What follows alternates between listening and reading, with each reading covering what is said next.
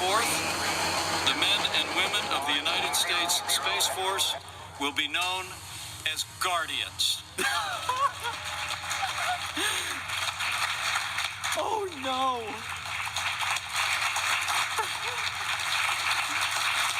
No, it can't be. The Guardians of the Galaxy. From our president, a man who is actually in space right now. Space farce. Space farce. Space farce. Guardians. Space farce. Guardians. Operating in a vacuum. Space farce. Guardians. Space farce. Guardians. Operating in a vacuum. Space is a warfighting domain. When it comes to the outer reaches of space, you are that strength. If you rise on the wings of the dawn, if you settle on the far side of the sea, even if you go up to the heavens, What the hell? that there, his hand will guide you, and his right hand will hold you fast to defend America and defend our freedom from space. Space farce. Guardians. God bless our guardians. Space farce. Guardians. Operating in a vacuum. Space farce. Guardians. God bless our guardians. Space farce. Guardians. Operating in a vacuum. They didn't bother to interview a single witness. Just like you, they don't want to know the truth. Well, you probably know the truth. Okay, so there's Rudy passing gas. But the content of this was also disgusting. This went on for hours. Witness.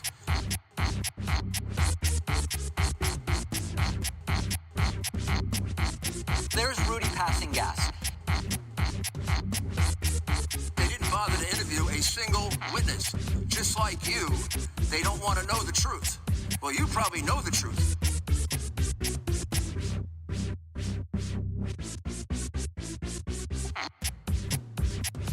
I'd say that poll book is off by over 100,000. That poll book, why don't you look at the registered voters on there? How many registered voters are on there? Do you even know the answer to that? No, I guess I'm trying to get to the bottom. Zero. There's zero. Guess how many? Wait. What about the turnout rate? 120%. Witness. In the name of Jesus from South America, they're coming here. They're coming here. They're coming here. They're coming here from Africa. Pika hata anda ata. I hear the sound of victory. Pika hata anda ata. I hear the sound of victory. I hear the sound of victory. I hear the sound of Winning. Pika hata anda ata. Winning. Pika hata anda ata. Oh, la bata rata ande eke ma.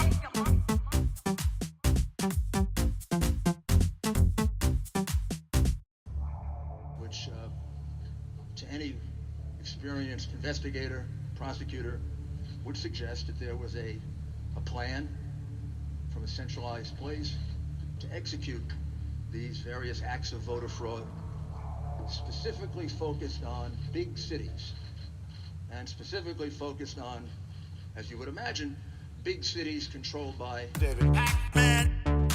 Band Umbre. David Pac-Man es un hombre malo. Poderosamente progresista.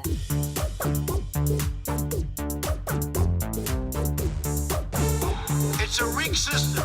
the system is totally rigged. David Pac-Man. And I'm sure he's listening because he watches every word. And I guarantee you one thing.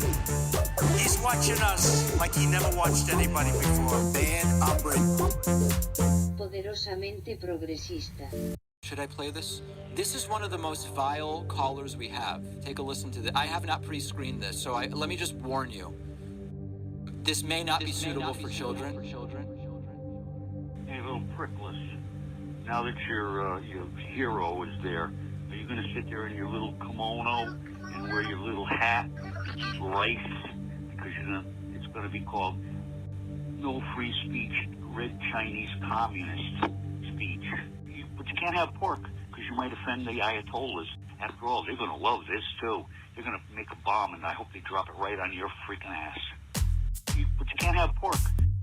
But you can't have pork.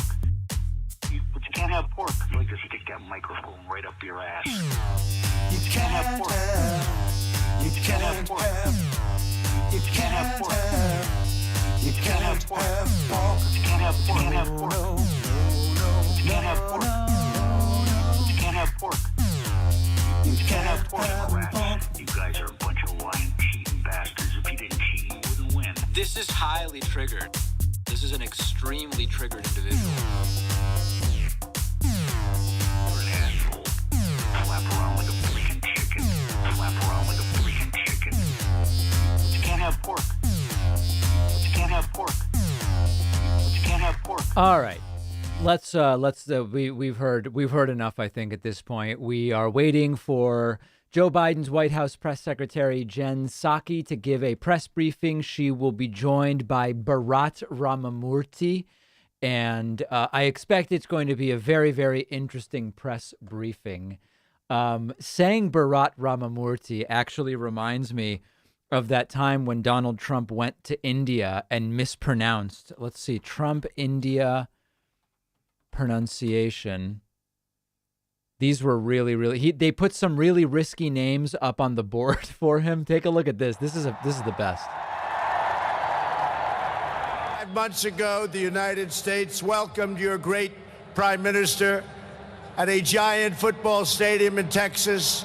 And today, India welcomes us at the world's largest cricket stadium right here. Here we go. In Ahmedabad. It gets progressively worse. The life of Prime Minister Modi underscores the limitless promise of this great nation. He started out by his father's side as a chihuahua, a tea seller. The cricket players are the Minister best. Modi, you are not just the pride of Gujarat. As the great religious teacher, Swami Vivekananda. That's the best one right there. That is the best. I need that once more. Gujarat, as the great religious teacher, Swami Vivekananda once said. Some of the world's greatest cricket players, from Sachin Tendulkar to Virat Kohli. Anyway, this is the one where the entire place started clearing as soon as Donald Trump started speaking. Kanundun, I think, is the best one. Okay, there we go. For everybody who is demanding that I weigh in on the big British interview. Oh, wait a second. What's going on here? Why does it say 43? We're not at 43. That's crazy. Let me see if I can get that updated. Let me get the right numbers for us. It's not 0 though. Okay, so let's see. Jim R subscribed on Twitch. General Anubis subscribed.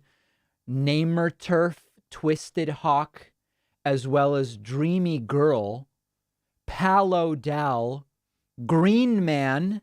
Okay, so that's 7. The 7 is the right number. Can you imagine if I started with 43? I'd never be able to live it down. Okay, so for everyone wanting me to weigh in on the big royal interview, of course, Meghan Markle and Prince William were interviewed by Oprah the other night. I did weigh in on that on today's bonus show, okay? So I will, I've already recorded a hot take about it. And if you're a member or a patron, you can listen. I know, I'm kidding. I know it's Meghan Markle and Prince Harry. I know it's not Meghan Markle and Prince William. It's on today's bonus show, though, is the point. All right. So I'm not going to talk about that today, mostly because I don't care about it, but also because we already recorded a whole segment on it for the bonus show. Okay. I have a whole bunch of stuff to get caught up on today, including some new callers. We're going to look at Kayleigh McEnany's weaponized appearances on Fox News. I have clips. I have memes. I have a whole bunch of different things going on. I do not have a single unban request to adjudicate Nobody, it seems people agree with being banned recently because I don't have a single person who believes they should be unbanned. Thanks to Doc Elb for gifting 10 subs via Twitch. I really appreciate that. Deritend says, from us in the UK, thank you for not rehashing it. Well, yeah, I mean, I did it's not that I'm avoiding the topic. I just already, how much content am I going to do about the British royal family anyway? But thank you to, oh, wow, hold on. A massive dump of subs here. Texas Bearclaw, Neptune, Death Row Boat, DK has signed up via Twitch. Meko Birdo is number 5. Sumi Long is 6. The White Link is 7. And then Doc's 10 gifts. That's 17. 17 plus 7. 7 plus 7 is 14. 4 carry the 1. 1 plus 1 is 2. That puts us at 24. Feeling pretty good about the math so far. Feeling better about the math than Trump's pronunciation. Bay Photo says Piers Morgan is just a British Tucker Carlson. Yeah, I don't even care about the Piers Morgan involvement, to be quite frank. Updates on numbers, okay? Things are really looking better. U.S. cases collapsing, down 77%. We peaked at 255 cases a day, January 11th. We are all the way down to 58,000. That is a 77% decline. From the standpoint of deaths still tragic, but they are down from 3461 a day all the way down to 1623. That's down about 50%. And then as far as vaccines go, we had a really powerful day on Saturday. Look at that. 2.9 million doses on Saturday. 2.9 in one day. And then 2.4 on Sunday.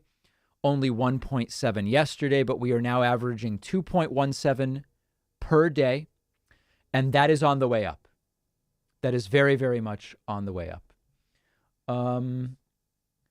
Let's see here. Post on your subreddit shows Emma from Majority Report wants to switch her support to your show. That sounds funny.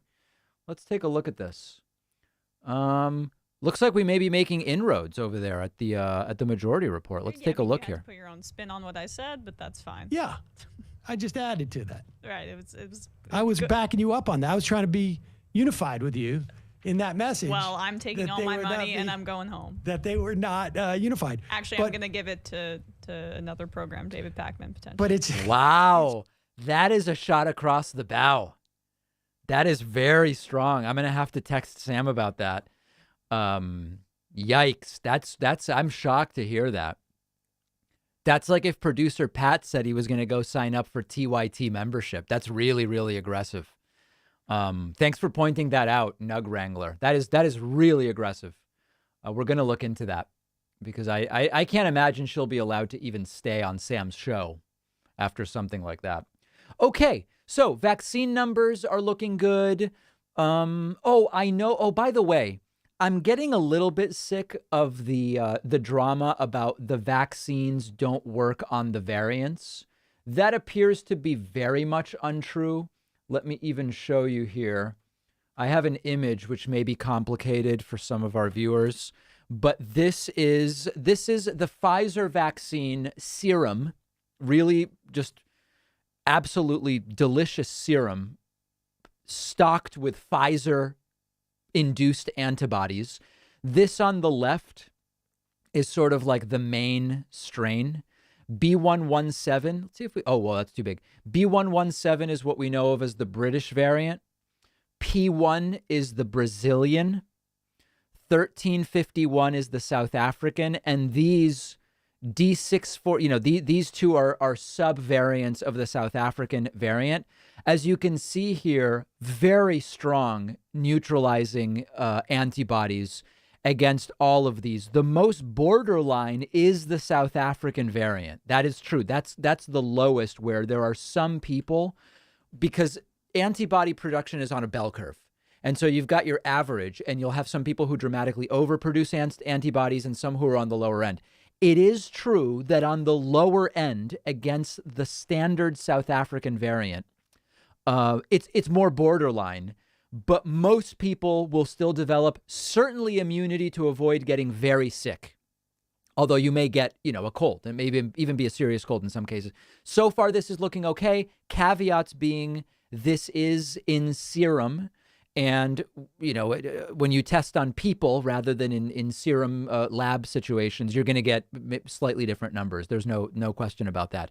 But let's stop the alarmism around the vaccines are useless against the variants. In fact, the J&J vaccine was tested later and was tested against some of the variants. And that's why arguably there's the hypothesis that the J&J vaccine isn't even less effective than Pfizer and Moderna. It's that it was tested later on variants, and the Pfizer and Moderna would have similar efficacy against the variants as well. Okay, so that's that. That's where we are on vaccines. Doc Elb says, celebrating getting a work from home job with TELUS International. I'm grateful right now. Congrats, Doc, and appreciate the support. The juror selection of the Floyd Chauvin case is happening now. Encourage all to listen to some version of it later. Oh, is that being streamed? Because I know they're putting cameras in the courtroom. Let's see. Chauvin juror selection. Yes, they are. Let's just see what's happening there. Let's see what's happening there. We talked about this on the bonus show as well. Check or look for other evidence that supports one side or another?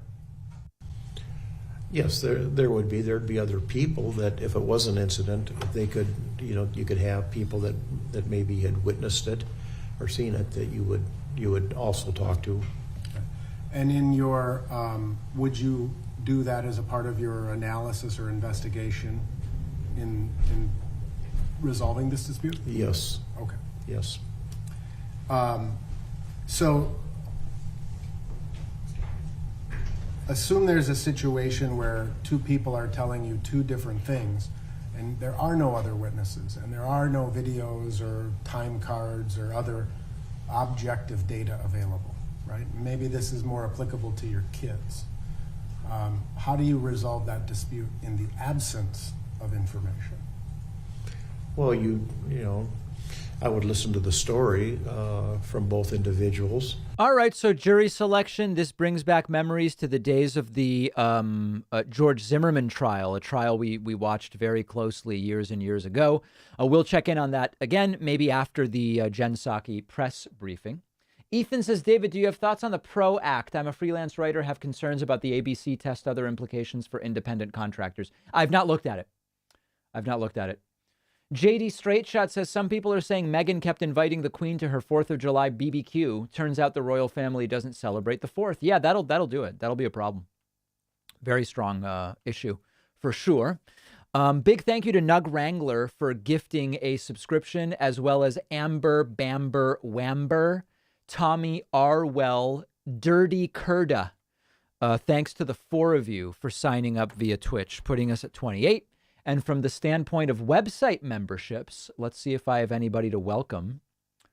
I don't. Oh, that's sad. I would love it if you grabbed a subscription on my website, joinpacman.com, and I will thank you profusely. I will say good things about you that probably aren't even true if you grab a membership on my website. Ryan says, I know you're hesitant about political debates for sport, but would it be funny to see Crystal Ball debate Kayleigh McEnany? Yeah, sure. Ferret Queen says, where do you think we in southern New England will be in late June in regards to COVID? I'm getting married and don't want it to be a disaster. I don't know. I have no predictions. I think the U.S. will be doing better as far as regionalization. I don't know. It's too soon to tell. Okay. Oh, speaking of Kayleigh, let's just look at a clip. She's been appearing on Fox News now that she's a Fox News employee. I guess she delivered a completely weaponized bit of disinformation last night. Let's listen. For the first time in her role as a Fox News analyst, former White House press secretary Kayleigh McEnany. Kayleigh, great to see you. Welcome aboard. Good to join you, Martha. Great to have you with us. So there's a bunch of things, actually, that I want to ask you about that. In terms of the press availability, here's what Jen Psaki had to say when she was pressed on that today. You know what that feels like in there. Here she is. Yes. Will we see more of President Biden? Specifically, more than 40 Q&As in the last month, or where he Yes, will be more. submitted to more extensive questions, follow-ups, the kind of things we're doing today. Will we see him regularly? I don't know that you'll see him more than 40 times a month, but I'm happy to ask him that question. Oh, I love that. I mean, this is such a change, Kaylee, from what the press is used to. He does not make a lot of appearances. When he does, it's those really quick in and outs from the room. What did you think of her answer there? Yeah, I don't think it's a good answer. And I actually warned some of the reporters there in the press corps in the waning days of the Trump administration. He didn't do as much press availability as he did every day when he was walking to the helicopter, those press conferences. And I said to the correspondents, you're getting a little taste. How is walking to the helicopter where you can barely hear anything and taking 2 questions count as a press conference in this world? Of what this will be like in the Biden administration, essentially saying I wouldn't expect to see much of him. And we haven't. We're waiting on that solo press conference. We're still waiting on the date. Apparently, it's by the end of the month. But I think reporters got used to accessibility, transparency, regular jousting back and forth with the president, and they miss it quite a bit. Yeah, it's also curious to me that they sent this delegation to the border, including Mayorkas, the Homeland Security chief, and they're going to check it all out. They wouldn't say where they were going. That no cameras went with them. Maybe they wanted to get a look at it all, sort of absent of that environment in the beginning. I think it's interesting that Peter just reported that the president hasn't looked at their findings yet. It's now 3:00 in the afternoon on Monday. What? Does that seem odd to you? It seems incredibly odd, but perhaps we shouldn't be so surprised because, of course, they refuse to acknowledge there's even a crisis. And I think the first step to... Barely anything has changed at the border from Trump to Biden, and that's a problem. Like, more should have changed. And the idea that we were doing perfectly at the border on January 19th and there was a crisis on January 21st is very stupid. But it's all they have. Fixing a problem is acknowledging that problem. And we know in 2014, when the numbers were not as bad as they are now in terms of apprehensions, Biden called it a crisis then. So did Obama. So did Pelosi. Interestingly, in 2019, they called it a crisis on President Trump's watch when the numbers weren't as bad. What we are seeing is an astonishing 700% increase of kids going from CBP to HHS. This is extraordinary. And if he won't even call it a crisis, I guess I'm not too surprised he hasn't even reviewed the findings of his team. It's weird because the things that were being called a crisis under Trump were what was going on with the caging of kids. That's not what they believed. It's all backwards. It's I guess they assume everybody who's watching is stupid or ignorant, which may actually be true. And maybe on that basis, that's a commentary that sort of makes sense. Very, very strange stuff. So that's what's going on there. Free says, what are your thoughts on universal basic income? I have many videos about that. I am generally for it, although I'm also open to the idea of a negative income tax. You can find my videos about that. Dariten says, if you can't hear a turboprop engine, is it really a news conference? That's a great, yeah, arguably it's not. There needs to be some kind of aircraft making it hard to hear the president for it to really be a press conference in the old-fashioned style. Thank you to Astro Lycos for gifting 10 subs on Twitch. Also, thanks to Technicolored, Flurries, and Shellburger. That's 13. 13 plus 28. 3 plus 8 is 13, 11, 42. Square root, I believe that puts us at 41. Also, thanks to Small Fuzzy Moss, who just subscribed with the message, I'm fully vaccinated as of last Thursday. My anxiety levels have dropped considerably. Yeah, me too. Me too.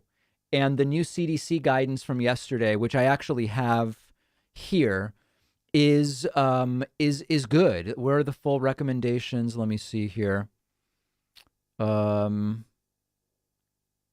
this isn't the one with the list.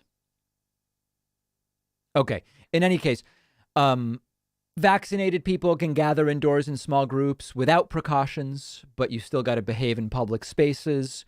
You can visit unvaccinated, healthy people if you are vaccinated, as long as they are at low risk. Agency still does not recommend travel for any American vaccinated or not, et cetera, et cetera. Okay, yeah. So we have a big story today on the podcast and broadcast show about that. I am glad to see those new guidelines. I think they make sense. I think they'll encourage people to want to get vaccinated. And that is important. I want to say a huge thank you to Sarah Newman. Sarah just signed up at joinpacman.com. Sarah Newman, apparently got a second membership at joinpacman.com and a third one. Sarah, I don't know if you meant to get 3 memberships. We're going to count all 3, at least for the time being. And thank you very much, Sarah, taking advantage of the coupon code BETTER21 today, which we love. We love it. Okay, I have some new callers. First of all, before we go any further, as many of you know, we are now beyond the Troy York phone calls. They've become shallow and pedantic. But here is a voicemail saying, end Troy York. Listen to this. People feeling very strongly about it. So I popped into your stream today. And look, mate, this Troy York nonsense needs to stop. It's just sad. It's pathetic. I'm not the joke, man. I know he's like a troll. And, you know, I do like a good troll, but God, he's fucking boring. So please, enough with the Troy York. Yeah, I mean, listen, it's like, how often can you repeat them? I'm an Israeli, Venezuelan, Argentinian communist until it's sort of like, okay, we get it. You don't know anything, and you watch very strange shows I've never heard of. So yeah, we're beyond the Troy York. Okay. I have 3 voicemails from the Manic Moderate and then a new voicemail from someone I think we're going to call Young Putz Guy. Do you guys want to hear the Manic Moderate first or Young Putz Guy? What do people think? Unclear. Young Putz Guy? Let's go with Young Putz Guy, okay? This is a new caller. New caller alert. You are a young putz that needs to I welcome anything that has young attached to it. Be out of our country. I mean, we need to rid I am a citizen. I don't know where you'd send me. Our country of people like you. You're such a... Does that mean Jews? What is he saying? People like you. Nimrod. I mean, you have no idea in your brain what's really happening and destroying our country. You're a putz. You have no idea. I'm listening to this crap on your show that, I mean... Are all my callers drunk? Sometimes I wonder. You want Biden, you know. Biden, you go ahead, have all the fun with Biden. Okay. He's destroying our country, and you're going to be a part of it. It's like, he's been in 6 weeks. Nothing's changed other than we're vaccinating more people and we passed stimulus. Okay, so that's Young Putz Nimrod Guy. And then, what else? Oh, Manic Moderate. Okay, so Manic Moderate left 3 voicemails. Let's take a listen.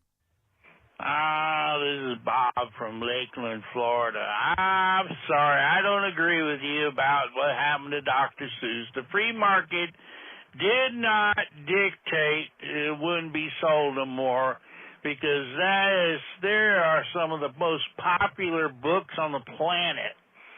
I mean, most of the books that they decided to stop printing, I'd never even heard of. Dr. Seuss. Those were to me, they were less known books. I don't know. Had them. My family's all had them. My grandparents. I mean, come on. Wait a second. Grandparents. Hold on. Is this starting? Oh no, it's not. We do have live video. Okay, let's continue. That's just bullshit.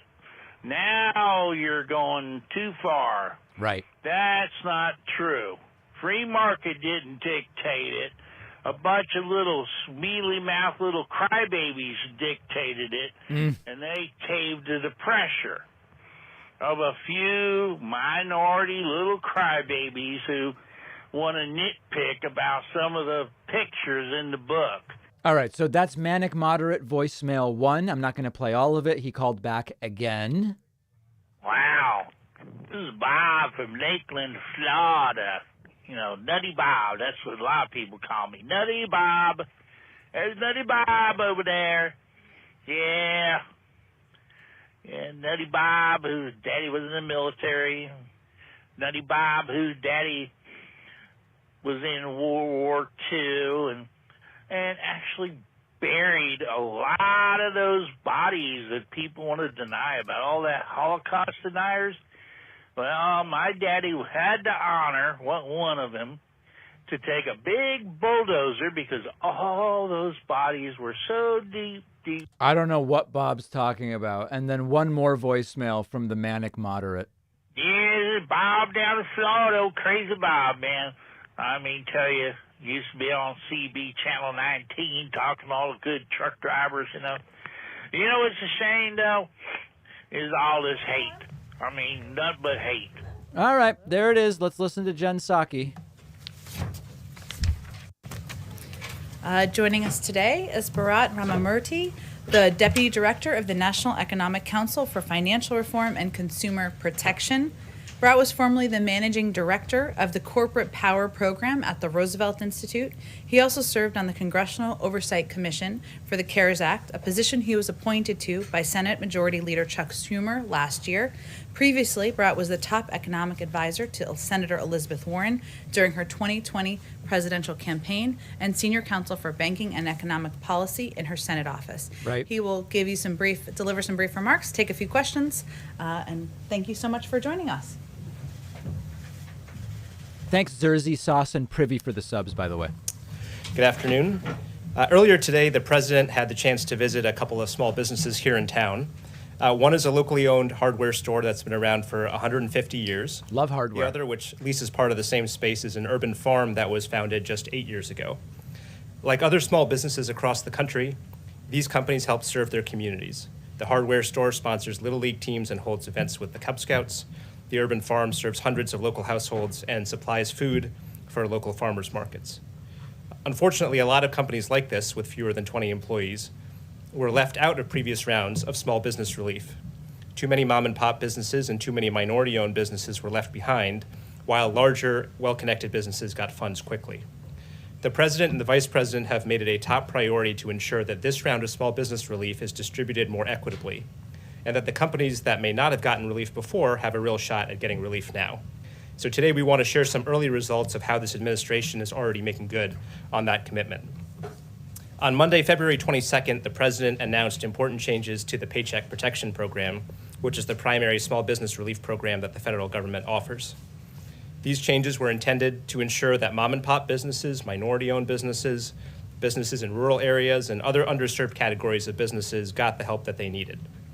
These changes included instituting a 14-day period starting on Wednesday, February 24th, during which only businesses with fewer than 20 employees could apply for relief.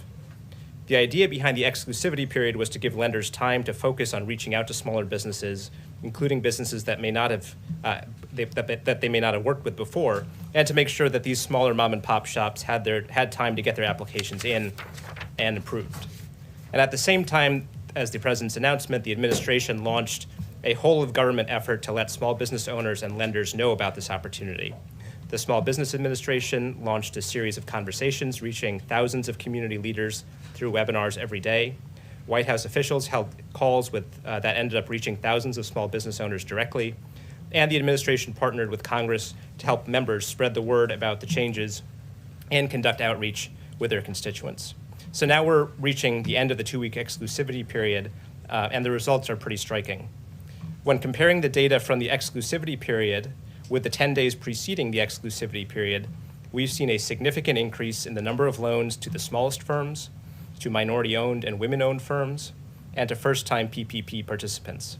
Specifically, we've approved more than 300,000 loans for businesses with fewer than 5 employees, and that's a 15% increase compared to the pre-exclusivity period. We've approved nearly 200,000 loans to first-time PPP borrowers, which represents a 25% increase. There's been a 20% increase in loans to minority-owned businesses, and that translates to an additional 1,000 minority-owned businesses accessing relief every single day of the exclusivity period. There's been a 14% increase in loans approved to women-owned businesses, which translates to an additional 600 women-owned businesses accessing relief every day. And there's been a 12% increase in loans approved to businesses in rural areas. But that's not all. On February 22nd, the president also announced several other changes to expand access to PPP. And as of last Friday, the SBA had implemented all of these changes. And we're already starting to see some early momentum from those changes as well. For example, nearly 30,000 loan applications had previously been flagged because the small business owners were delinquent on their federal student loans. We removed that restriction and can now advance those applications. Wow. And tens of thousands of new applications have already come in after we increased the amount of relief available to sole proprietors and the self-employed. So I want to take this opportunity to say to the small business owners out there, there's still plenty of time left in this program. There's still plenty of money available to you. Go to SBA.gov, contact your lenders, and see if you. I should grab some cash, right? I heard that there are people in my industry who did a little bit of a cash grab. The small businesses. I'm kidding, by the way. We depend on memberships. Maybe that's stupid. More than $50 billion in additional aid for small businesses. It provides more than $28 billion in grants to support the hard-hit small restaurants through the Restaurant Revitalization Fund, which was a bipartisan proposal in Congress.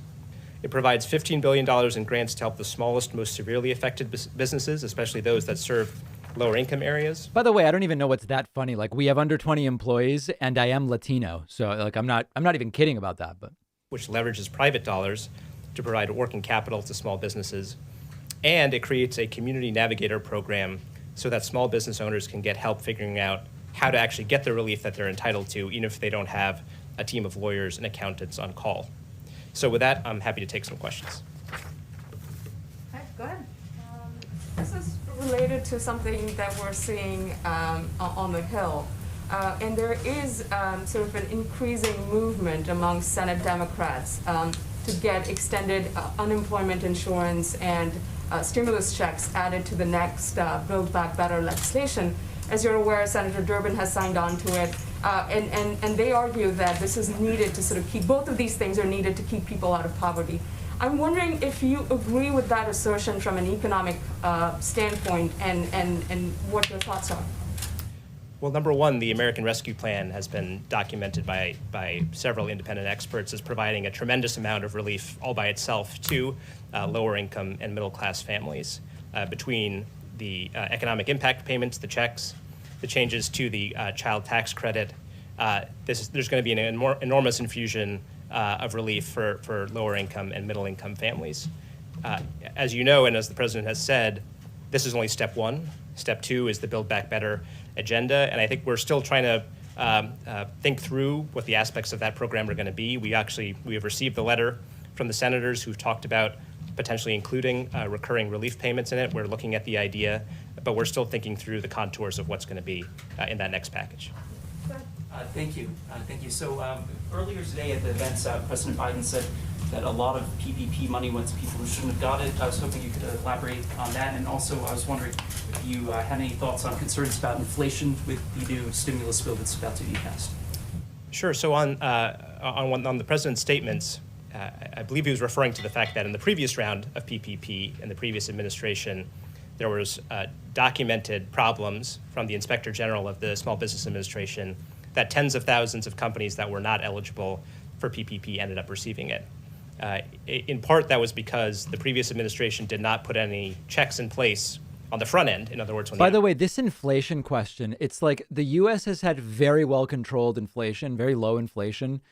We did the 2008 Obama TARP, stimulus one, stimulus. Inflation's very much under control, and they keep going and going and going with this idea. And any second now, the next stimulus will cause prices to double. 100% of applications within 48 hours. So we've tried to find the right balance between making sure that folks who are not eligible don't get the relief, but the folks who are eligible get it as quickly as possible. And we think that's a significant change from the previous administration.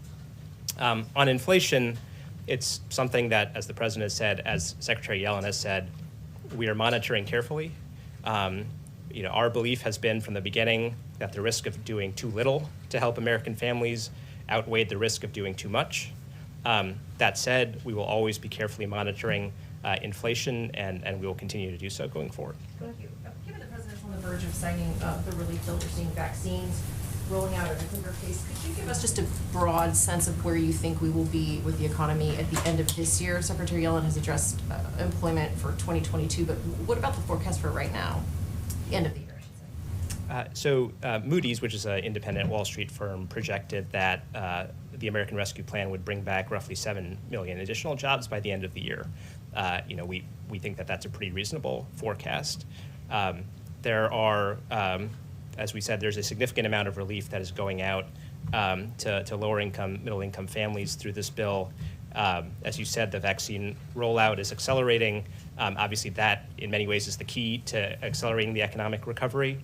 So we're optimistic about that, and there's good, credible, independent experts that suggest that we will be making a big step towards getting these 10 million jobs that we're short back by the end of the year.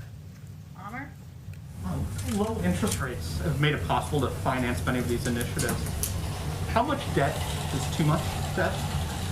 Sorry, I said Obama stimulus in 2008. It was 2009. Not in terms of necessarily the sheer amount of debt, but what are the payments that you have to make on the debt. And then that's why the interest rates are relevant to this.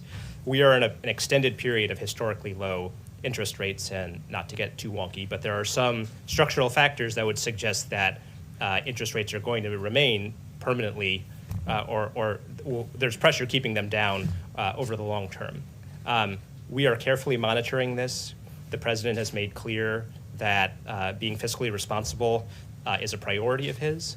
He's also made clear that right now, one of the best things that we can do is deficit finance these investments, because that's what gets the economy moving more quickly, and in the long term, growth helps bring down the debt and deficit levels as well.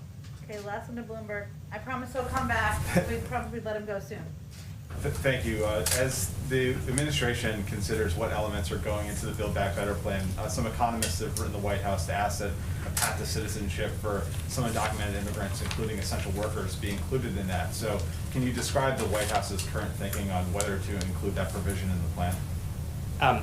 That is a priority of the president's. I think we have not made a decision yet on whether to include or not include that. Honestly, in the short term, we are focused on trying to get the American Rescue Plan into law, and then going out and telling the American people what was in the American Rescue Plan and how it's helping them.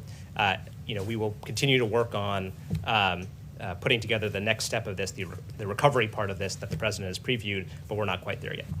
Thank you so much. Thank you. For joining Thanks, us, everyone. Thanks to Taisha Bess and Kevin Pruitt for signing up on my website. Appreciate you guys. Thanks. Okay. As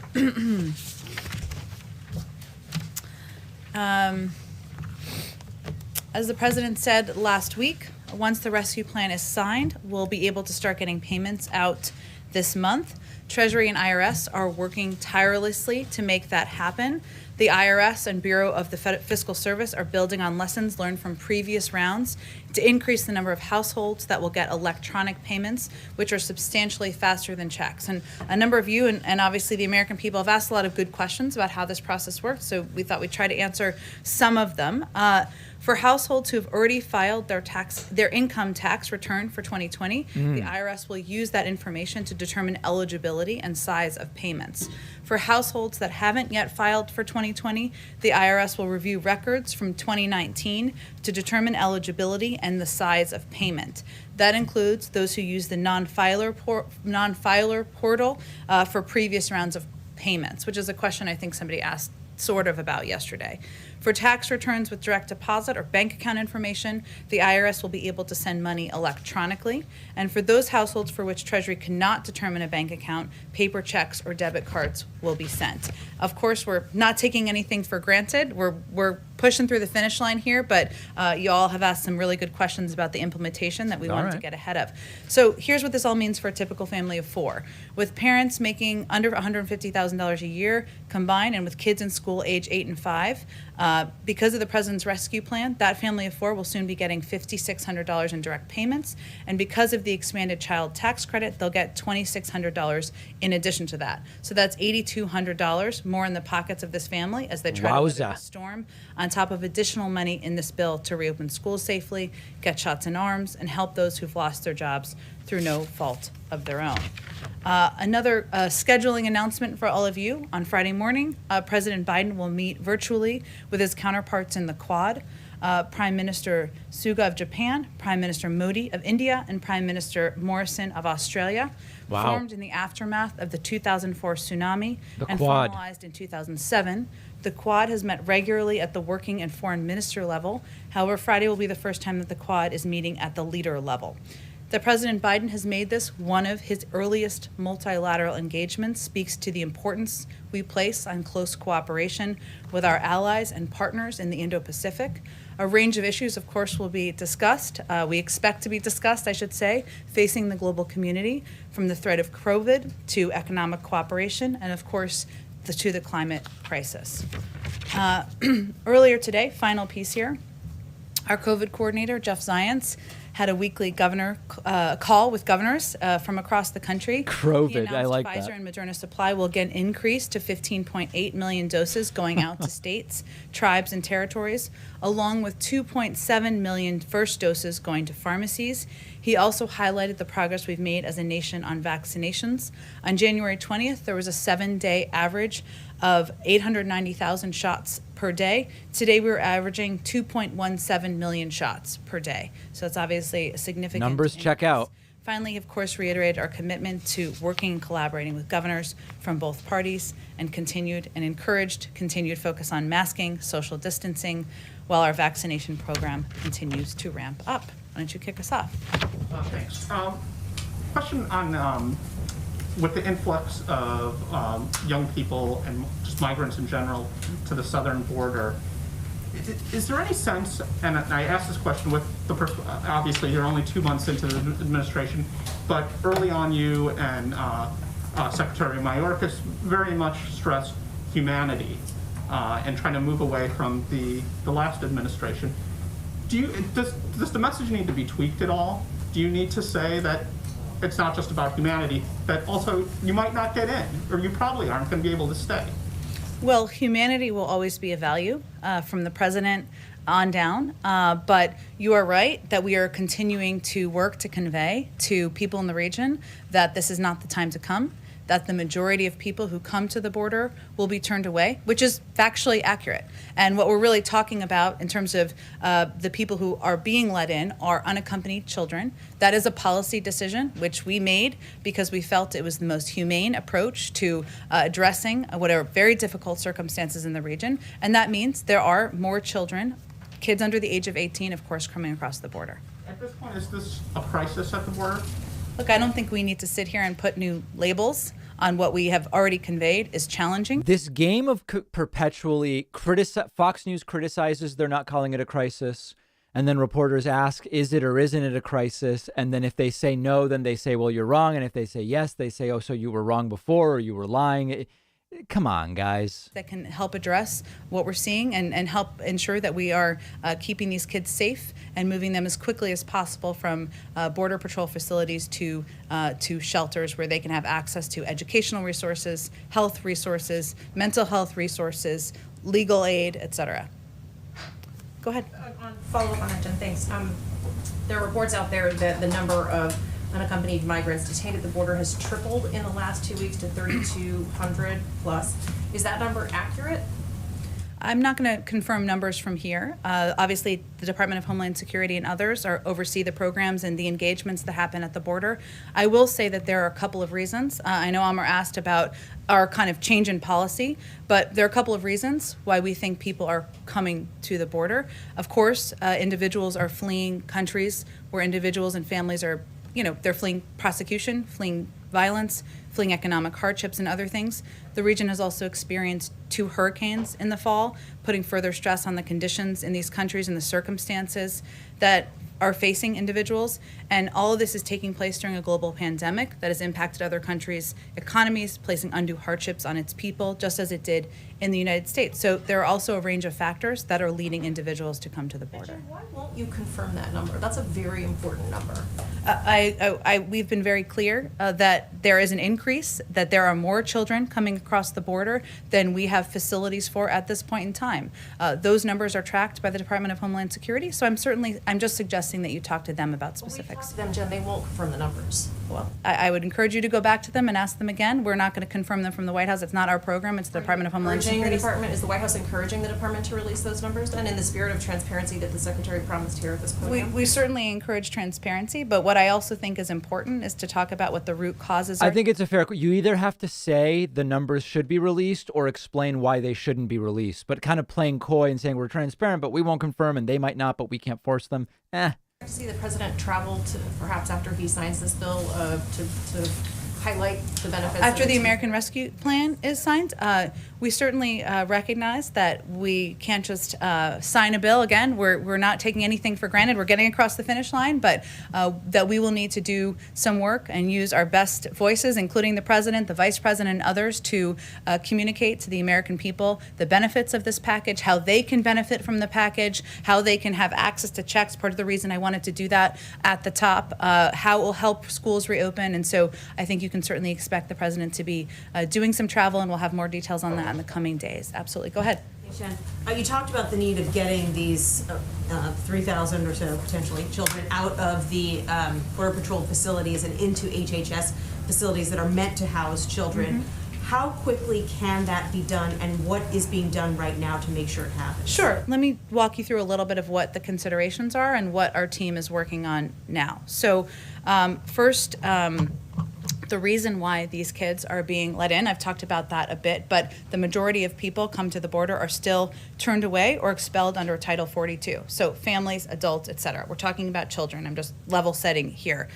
When children are apprehended at the border, they are initially processed, as you've noted, through Customs and Border Patrol facilities, where they are held until they can be sent to HHS shelters, where the children have access to education services, medical and mental health services. We've talked about this a little bit, but just to reiterate, the reason why, one of the challenges we've had is that COVID-19, the pandemic, had initially severely limited the amount of children that could be taken into HHS facilities and the pace at which that could happen. So one of our focuses is on working on seeing how we can address that. That includes looking at additional facilities. It includes, there were some CDC guidelines that were released on Friday, and those guidelines for HHS facilities will allow capacities to be returned to pre-COVID numbers, all while taking other steps like increased ventilation, additional masking, and other measures to continue to keep these children safe. So one of the things we're doing is working to implement these recommendations so that we can ensure there are more kids who can be safely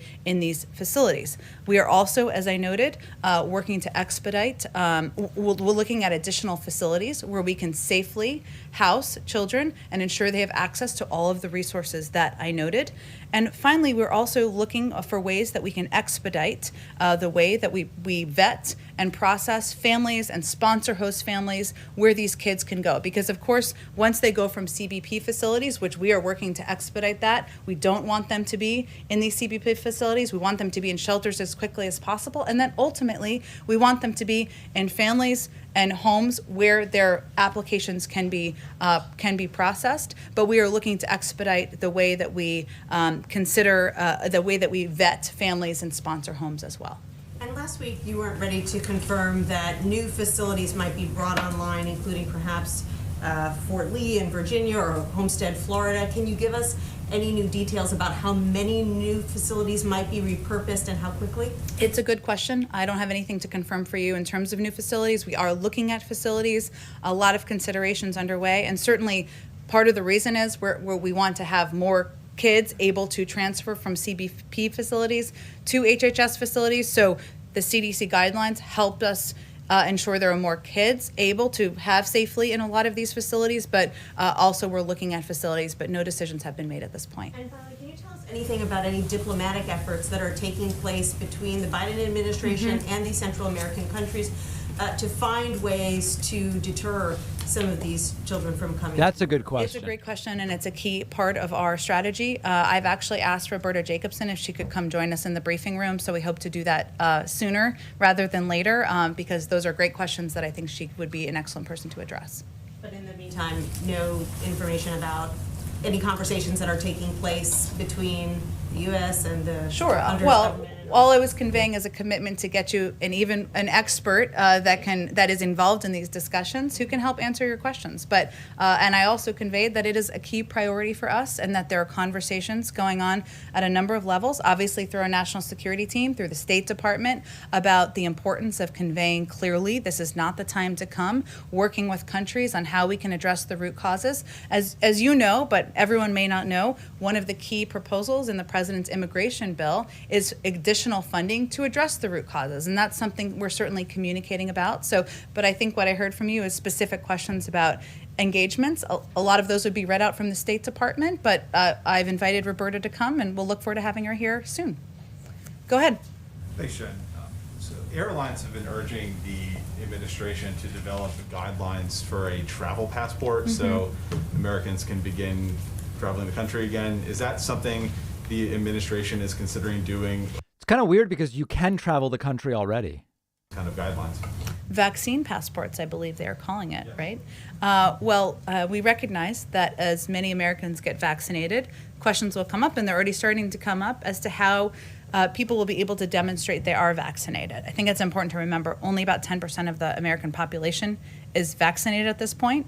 We've obviously made progress, but we have more work to do. And right now, our focus as the U.S. government is on getting more people vaccinated. And we'll think about how people can demonstrate they are vaccinated as we get more people vaccinated. But that's where we're putting our energy and resources toward.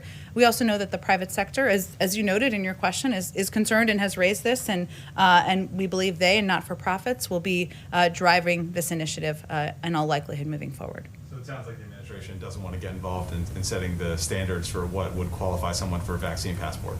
Well, being I vaccinated. think a vaccine passport is something that's been designated by or an idea coming from the airlines. What I'm conveying is there are lots of ideas that will come from the private sector and nonprofits. We welcome those, but our focus from the federal government is on getting more people vaccinated, and that's where we feel we can use our resources best. On another subject, there's a report today out in the South China Morning Post that the U.S. and China are trying to set up some sort of high-level diplomatic meeting in Alaska to try and reset relations. Is that any kind of meeting like that is that being planned, or is that under consideration right now? I have heard or seen those reports. I don't have anything to report out to you. Obviously, the president spoke with President Xi back February 10th, and we will look forward to seeking opportunities for engagement, but we don't have any details finalized or confirmed at this point. And then lastly, is there any further updates on when The website? the president... You can ask me about the website. Not the website. Not Okay, today. you can. I was ready. I'll save that one for next week. Okay. But for possibly next week, is the president chosen a date yet, or working with Congress on a joint address to Congress? And what's that going to look like as far as being virtual or in person? I don't have any update on that for you, and certainly as soon as we have a date confirmed, we are looking forward to doing a joint address. We're working. Please do it before we go on vacation, I hope. On the address the president will be delivering on Thursday night during his first primetime address. He'll talk about COVID, what That'll be we've covering, been through though. as a country, and what the path forward looks like, and we'll focus on the next address once we get through that. Go ahead. Thanks, Phoenix, for the 20 subs gifted on Twitch. Appreciate that. Is getting them. You and the president have both said that they're going to be going out this month, but the last round they went out pretty quickly, I think within a few days. So do you know any more specific timing on when people should expect them? It's something our Treasury team is working on and working to expedite, of course, and that's a priority to the president. One of the steps they're taking is working to ensure more people can get them electronically, because that, of course, speeds it up. So let me actually just give you, because I have a little bit more detail here, Caitlin, in terms of how it will work. So the first batch of payments will go to all taxpayers who provided direct deposit in their 2019 or 2020 returns, followed by taxpayers who didn't provide that information but for whom the IRS has payment information from other programs. And of course, as the president said, once the bill is passed, we'll be able to start getting these payments out this month. But in terms of more specifics, we're waiting for them to get all their systems in place, and then we'll hope to have an update. And any update on whether or not he wants his signature on there like former President Trump demanded? Well, we are doing everything in our power Huge to font. expedite the payments and not delay them, which is why the president's name will not appear on the memo line. Wow. This round of stimulus checks, the checks will be signed by a career official at the Bureau of Fiscal Service. This is not about him. This is about That's the American great. people getting relief. I love almost that. 160 million of them. So he did not want his name to appear on the checks? He didn't think that was a priority or a necessary step. His focus was on getting them out as quickly as possible. Beautiful. Okay, thank you. And on immigration, you said you wanted to stay away from labels. I know the DHS secretary has not wanted to call it a crisis, but instead referred to it as a challenge. Mm-hmm. But right now, since it is 3,200 unaccompanied migrant children, according to documents from Monday, that's higher than the peak of the 2019 border crisis when it was around 2,600 then. And at that period, there were kids sleeping on floors. They were overcrowded facilities. So when his delegation traveled there, did they see that? People sleeping on floors and overcrowded facilities? Well, first, one of the reasons is because we have a different policy than the last administration. We're not turning kids away at the border, unaccompanied children. We're also, of course, not ripping them from the arms of their parents. And so we know, we know there is going to be an increased number of kids coming across the border. There are several steps, as we've talked about a little bit, that we're working to address that. The team, of course, we put out a readout of their meeting. They are going to do a meeting, of course, and give the president a full rundown of what they saw on the ground, a trip that he asked them to take, and I'll let them do that before we have more specifics. And we, of course, are committed to ensuring there's transparency and access for cameras to the facility as well. So do we have a timeline on that, on when reporters will actually be able to go in and see? Because that was what was so helpful last time, Yeah. showing people what it looked like inside there. So is that going to happen within the next week, or is it going to be pushed further down the road than that? When can cameras actually get inside those facilities? We're committed to doing that. I don't have a timeline for you at this point in time. We want to do it with respect for the privacy of the people staying there, people who are being housed there, but also abiding by COVID protocols. And so we're working through some of those steps. Okay, my last question is, did President Biden agree that the travel restrictions should not be changed for people who are fully vaccinated, like the CDC said The CDC yesterday? guidelines, that was a determination made by the CDC. It wasn't driven by or directed by the White House. And as Dr. Walensky has said, it's just a first step. And as more people are vaccinated, they'll look at ways to ease additional restrictions. But Makes there were sense. some reasons, as she outlined, that travel was not a part of this, according to what the health and medical experts who are working at the CDC determined, which includes the impact of travel. 10% of the population is vaccinated, 90% is not. It still remains, of course, it still is a concern. There's still a concerning impact of travel on people who are not vaccinated, and also because we are still tracking and looking at the impact of variants. So they will look at all these factors. This again was just a first step on guidelines, as she has said, and I'm sure they'll look at a range of factors as they've committed to as more people in the country are vaccinated. Go ahead. Thanks, Jen. A couple questions. To follow up on the border, why has this administration been so reluctant to call it a crisis? With Here we go. Uptick in the number of migrants being detained, including thousands of children. If that doesn't qualify as a crisis, what does?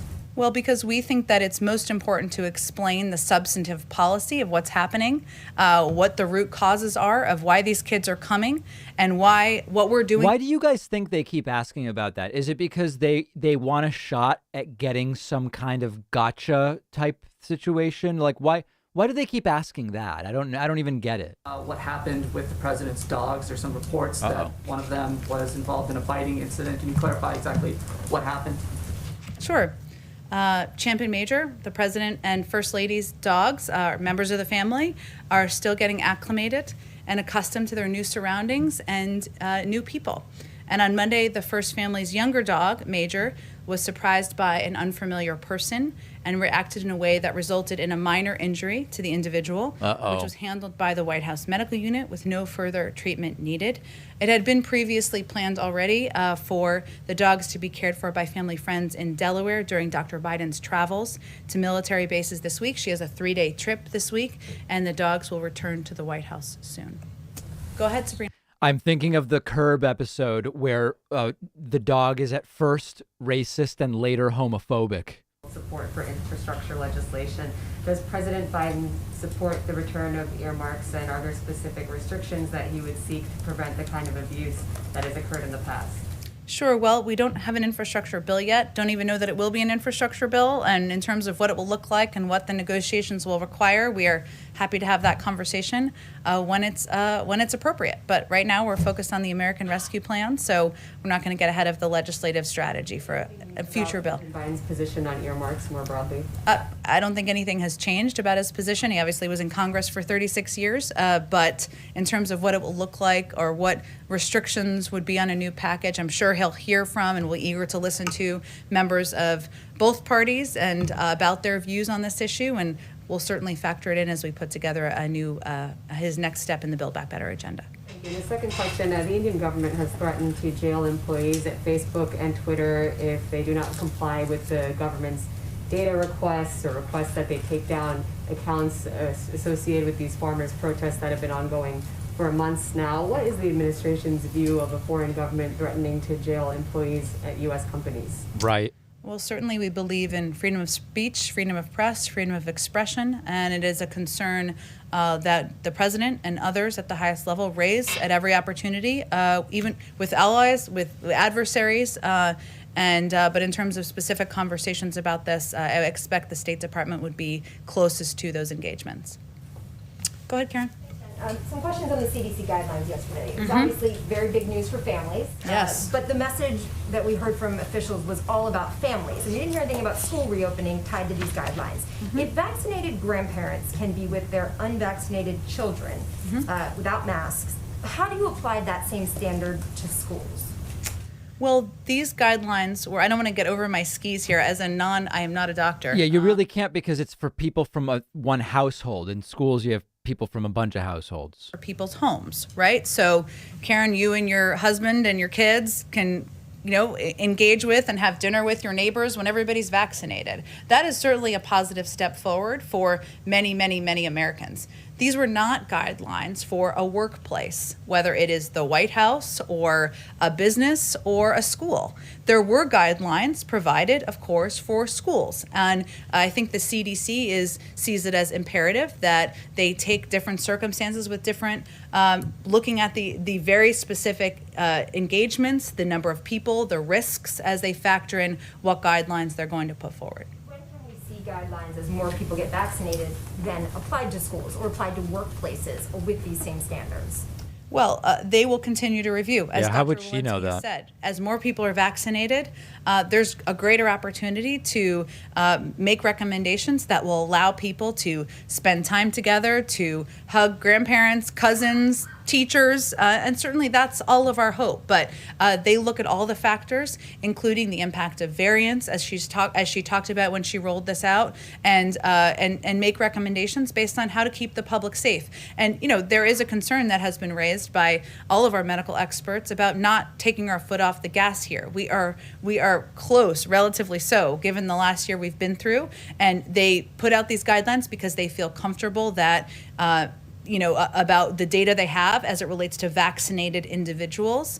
But of course, they need to continue to analyze data, look at health and medical advice, talk to the doctors at the CDC before they make additional recommendations. The president's vaccinated. How will he change his behavior based on these guidelines? Will he see grandkids more? Will he see family in a different way than he was doing before these guidelines came out? Of course, the president abides by the CDC guidelines, as no one would be expected to hear. But he also believes he needs to be a model for the American people and all citizens. This is a great question. I haven't talked to him about how it will impact him personally in that way. I'm happy to venture to do that, or all of you could ask him next time you have the opportunity. But I noted that, and this was a good question someone asked, I think, over the last 24 hours about how it impacts us here. And, the White House is a place of work, right? It is not a private home, and so we will continue to wear masks. We will continue to be tested. We will continue to socially distance until our health and medical experts tell us otherwise. Go ahead in the back. Thank you, Jen. So 2 follow-ups, and then a couple of questions. First, the follow-ups about the Quad virtual meeting. Can we see this as a prelude to re-engaging the TPP? I wouldn't see it as a direct connection to that. No, this is an opportunity to engage at a engage at a high level.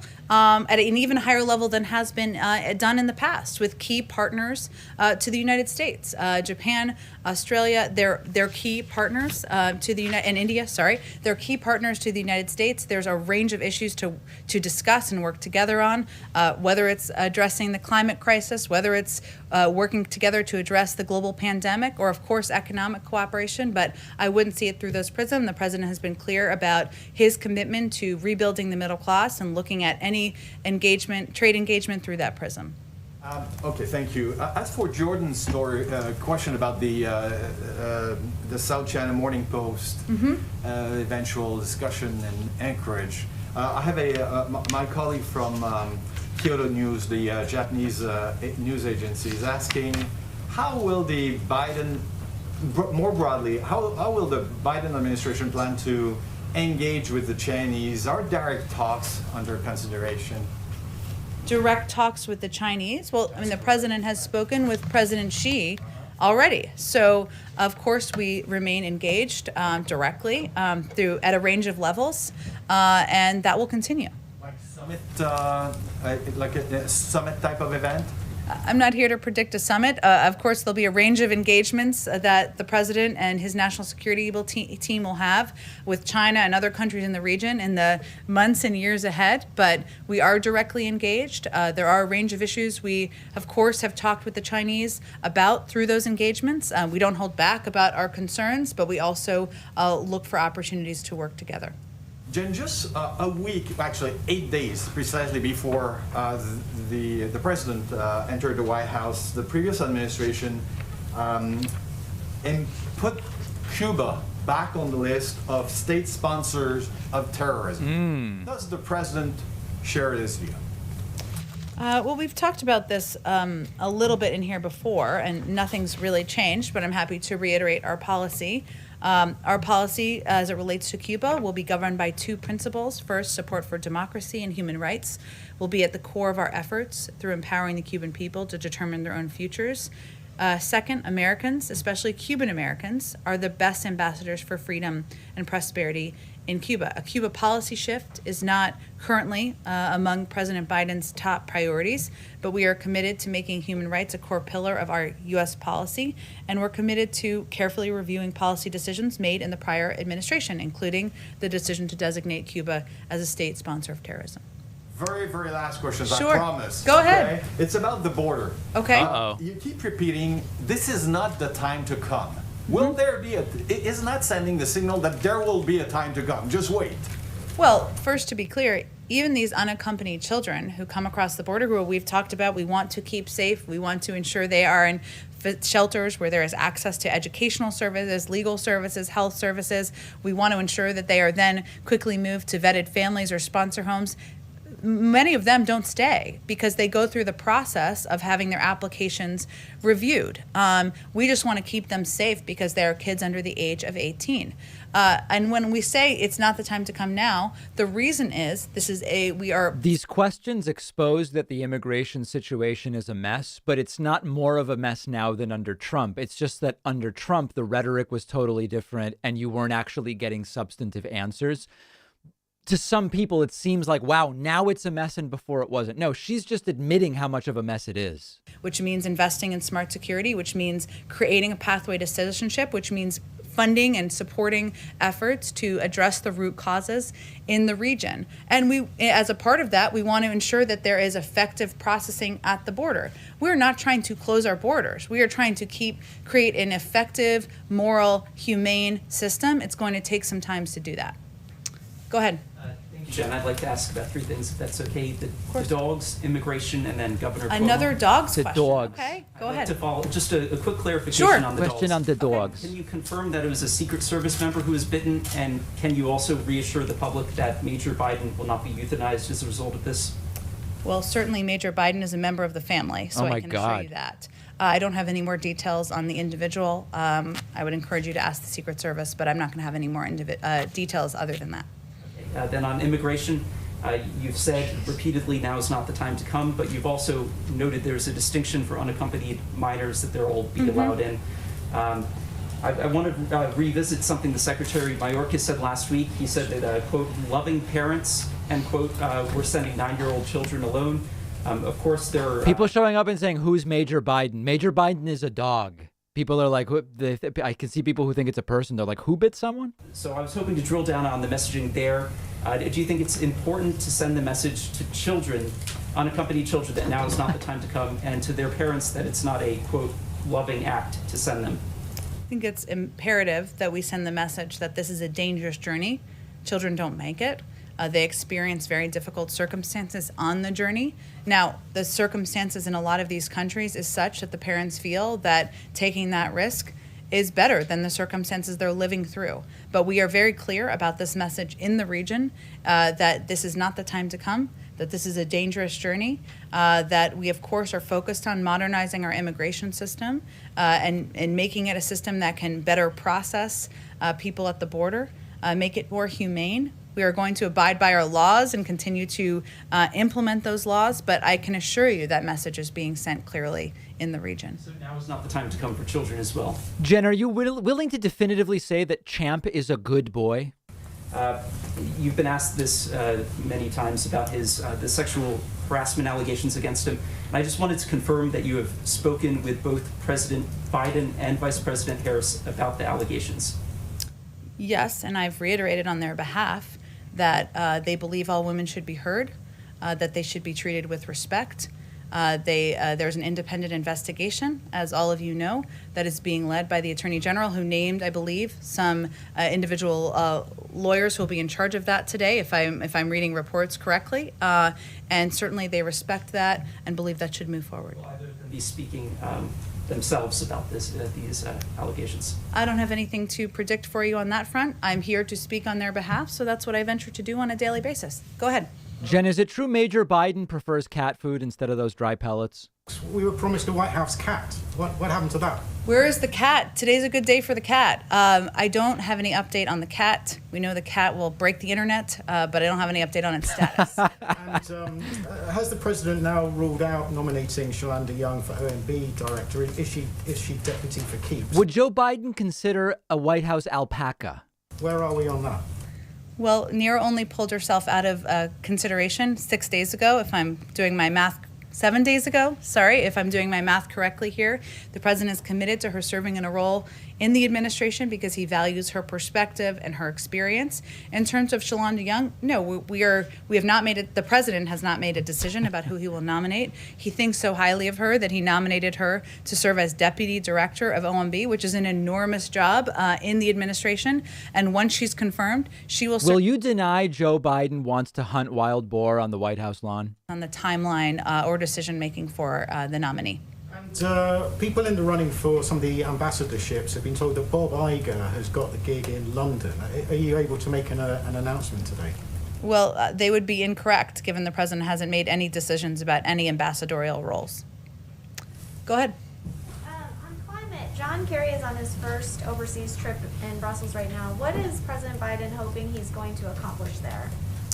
Well, the president asked John, former Secretary of State, my former boss, to serve in this role because he knows about his, he's very familiar with his personal commitment to addressing the climate crisis, not just domestically, but of course internationally, which is the role that former Secretary Kerry is playing. This is an opportunity for him to engage directly now that we've officially rejoined the Paris Climate Agreement, to have discussions with counterparts, with officials that the former secretary knows well from his experience as Secretary of State and working on these issues for many decades, and I'm sure that he will be reporting back to the president when he returns. And Kerry mentioned in his remarks that he wants to raise the ambition of the initial Paris Agreement. Please. How much more ambitious than that agreement is the administration willing to go? And is there a timeline for when you guys are going to announce the 2030 emissions targets? It's a great question. I think we'll wait for the secretary to return from his trip, and I'm sure he'll have a conversation with, of course, both Gina McCarthy, the president, the vice president, and others about what his recommendations are and what there's an appetite for out there in the global community. But I don't have any predictions for you at this point in time. Great. Go ahead in the back. Hey, Jen. Joe Cleo with News Nation. Yes, hi. First time here, right? Yes, Welcome. yes. I'm a newbie as well. Good, there you go. Thank you. So, on the American Rescue Plan, there are two far-reaching measures, I think, the child tax credit, which you've mentioned, and the Affordable Care Act subsidies that are both now temporary measures. There are some calls on the Hill to make them more permanent. Is President Biden interested in working with Congress to make them more permanent? Great question. If you could please address some of the criticism that those two measures specifically have been getting, that they are not in any way related to COVID relief or stimulus directly. Well, I would say if you're a family with kids, then the notion that the child tax credit is unrelated to the economy is an absurd notion. So I don't know who the critics are, but I would be surprised if they had small children. I would say the president had talked about making the child tax credit permanent during the campaign. He certainly is open to continuing to look for avenues to do exactly that. He believes that benefits like the $3,000 child tax credit that is included in this package are benefits that help address what he and the vice president feel is a crisis, which is the large number of women who are leaving the workforce and have left the workforce since the pandemic started. So he will certainly continue to look for avenues on that. What was the other piece? I'm sorry, you asked about the other one? The Affordable Care Act subsidies. Oh, of course. Look, I think one of the things the president is committed to, has talked about on the campaign, I should say, when he ran, was strengthening access to affordable and accessible health care. So one of the things we did was we reopened the period of time where people could apply to get access to the benefits from the Affordable Care Act. We've seen a huge influx of people who were not previously covered with health insurance do that, and he will certainly continue to look for ways to reduce the cost of health insurance, to look for ways to expand it, to make it more accessible, and certainly having lived through a pandemic, the need for greater access to affordable health care is pretty front and center for him and others in the administration. Sabrina. Sure. Go ahead. Biden has spoken often about the need for a two-step rescue and recovery approach to the economy. He's held many meetings on infrastructure and said the recovery plan would focus on infrastructure, manufacturing, and other issues.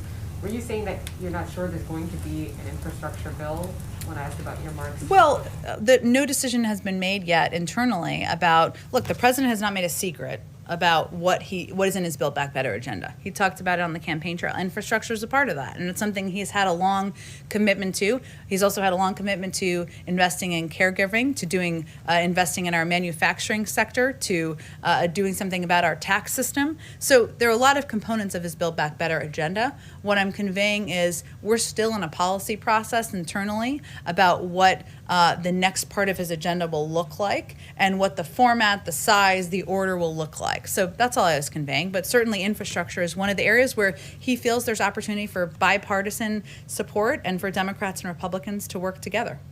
Go ahead. If I could follow up on that too. The president made overtures to Republicans when it came to COVID relief, inviting many of them to the White House, and at this point you have 0 Republicans in the House or Senate voting for this package. Is there going to be a similar effort to try to get Republicans on board if the next agenda item is an infrastructure package? How much does Biden have to do for obstructionists? Structure to date, as he's looking to gather ideas and hear from Democrats and Republicans about how they feel we can continue to work together and rebuild the economy. I would say that while we don't expect or did not receive, I should say, to date, Republican votes for the American Rescue Plan, the Republicans in D.C. living in the zip code seem to be outliers in the country, given the majority of people in the country, the majority of Republicans support this package. So maybe it's a moment of self-reflection, but that's the point to keep hammering on. Republican opposition to the bill doesn't reflect Republican voters' feelings about it. Question on Build Back Better, okay. Which is, I know it's early days, but is the White House committed to getting bipartisan support for an infrastructure package, or would you rule out at this? That was just the question that was asked. Through reconciliation, like you guys did. The last guy asked this. Am I stupid? The last guy asked the same question. To work together in a bipartisan manner. That's part of why he's had 2 bipartisan meetings on infrastructure. Weren't both questions? Or will they try to get support from Republicans for infrastructure? In his agenda, and certainly we're not going to take that off the table in terms of paths forward. That like in a Congress fantasy may world. Go ahead. Is there enough money to deal with the surge of kids at the border, and has there been any discussions of invoking emergency declaration? You mean in terms of opening additional facilities?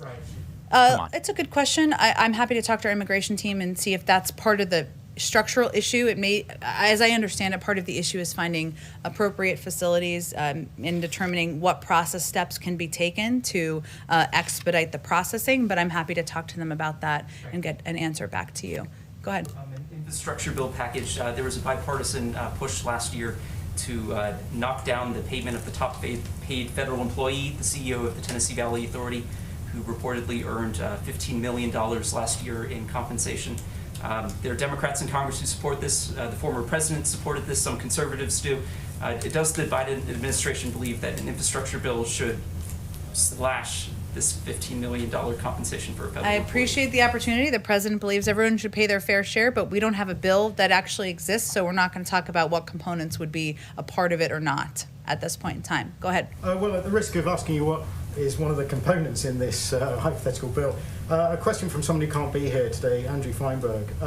President Biden has repeatedly spoken of both the need to upgrade the nation. Oh, Andrew follows me on Twitter, I think. His desire for the US to become a leader in zero-emission vehicles. So since the Federal Highway Trust Fund is funded by taxes on gas and diesel fuel, which obviously wouldn't be collected from zero-emission vehicles, does that mean the president will insist that any infrastructure bill will include a new funding source for it? Come on.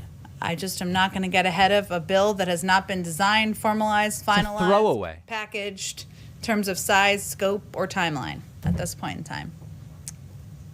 Oh. Okay. Thank you, everyone. Have a great afternoon. So there's Jen Psaki answering some questions multiple times, getting many questions which are hypotheticals about what would Joe Biden's position be on a bill that doesn't yet exist. All right. I mean, you know, there's some good questions. Let me get to everybody's super chats. I don't want to miss any. I do want to say thanks to Jordan Ross. Jordan just got a perfect membership on my website, joinpacman.com.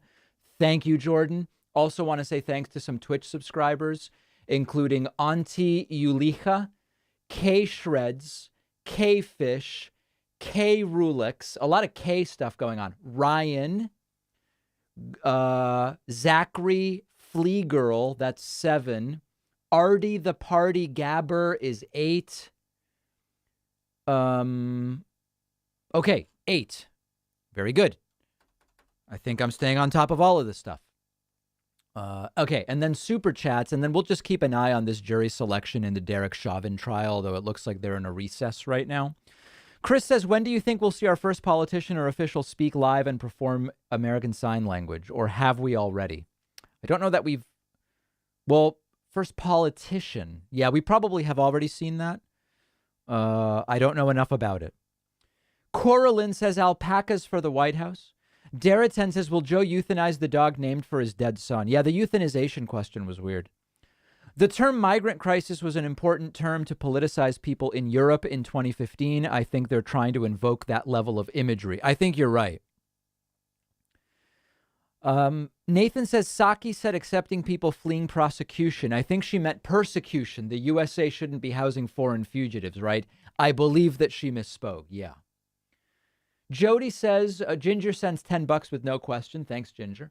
Jody says, please don't play the moderate whatever guy again. I don't want to hear about bulldozers. F that guy. John says, Candace Owens might run in 2024, and it scares me. Do you think Republicans will play the race card against Democrats? Please, God, don't let it happen. Yeah, I think it would be hilarious for Candace Owens to run, but Republican primary voters are dumb enough to vote Trump, so they might be dumb enough to vote for Candace Owens. That's the scary part of it. Daratan says, Dr. Seuss literature for the conservative movement. Greg says, yeah, all these people who don't read are outraged that 6 Dr. Seuss books will no longer be published. It is very funny. Greg says, Nutty Bob indeed. And, oh, technically I did not mean to order more than 1 subscription, but I am happy to keep them. Thank you very much. Very much appreciate that. Hi, David. Donato here. So refreshing to hear a press secretary not bring up the previous administration every question. Yeah, she only brings it up in some questions when relevant. which I think is relatively reasonable. I will be streaming Thursday night Joe Biden's primetime address on coronavirus. I don't know what he might say. We know cases have been declining, deaths have been declining, vaccinations surging, CDC loosening some guidelines for vaccinated individuals. I don't know what he is going to say, but I will be covering that live in prime time on Thursday night. So I hope to see everybody then. From the standpoint of raids, let's raid Kit Boga. Hopefully Kit Boga is not on a repeat today. So if you're watching on Twitch, follow me over to raiding Kit Boga, and I will otherwise see everybody tomorrow.